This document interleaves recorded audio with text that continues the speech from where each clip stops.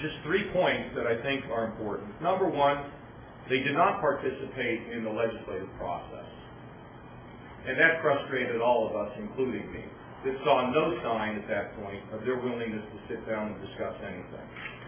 But when June came and that small group got together with former Speaker Davidson, I immediately told them to sit and negotiate.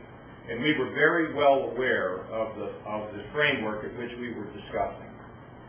Director Blair, who's in the back of the room, I mean, he reviewed the documents. We were pretty optimistic that there was a way in which we could reach an agreement while preserving our principles and also getting them in a position of where they understand the reality of the 21st century, public workers versus the demands on private workers. And then they walked away. But it gave me a glimmer of hope that people were interested.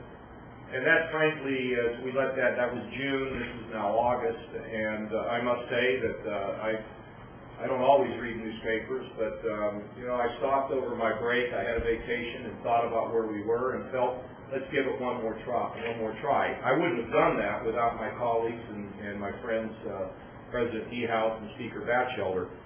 So I am disappointed. I have been involved in many negotiations against my own party, negotiations inside of the Republican Party, negotiations with Democrats, whether it was on corporate welfare, whether it was on B-2 bombers, or whether it was on a budget bill in '97. I can't even list them all.